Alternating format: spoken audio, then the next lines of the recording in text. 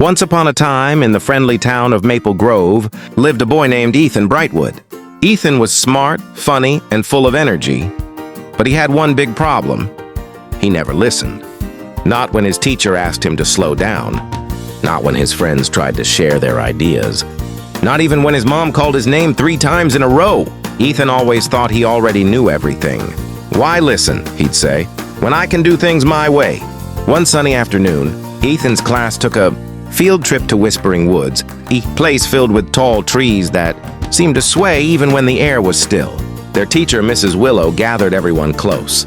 "Class," she warned, "these woods are magical, and they only stay kind to those who listen."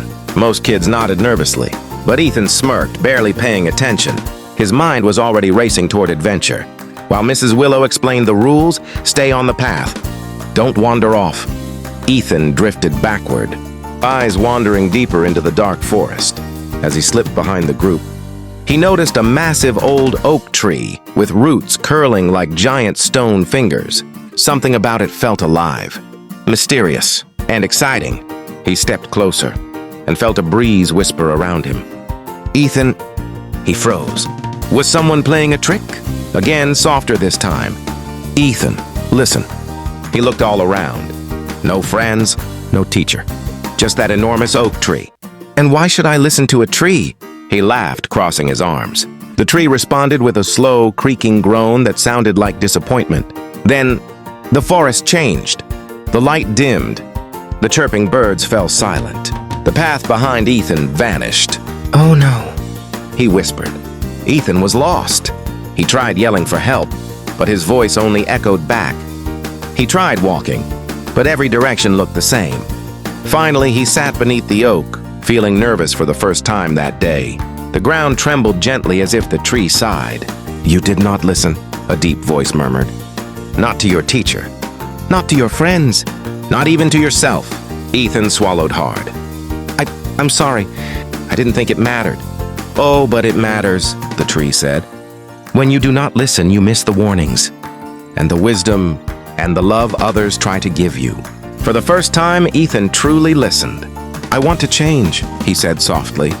"I want to respect others and hear them." The tree's branches rustled like a smile. "Then ask for help and listen for the answer." So Ethan closed his eyes and whispered, "Help me get back." He waited, quietly, patiently, until he heard it.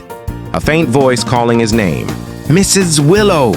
He followed the sound carefully, step by step, listening to every leaf crunch and every bird chirp.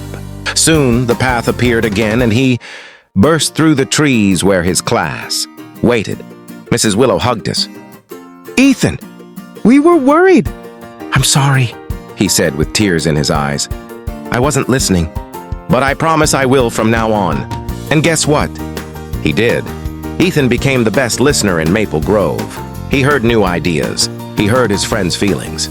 He heard the world's quiet wonders, and sometimes, when the breeze blew just right, he could still hear the old oak whisper, "Those who listen, learn."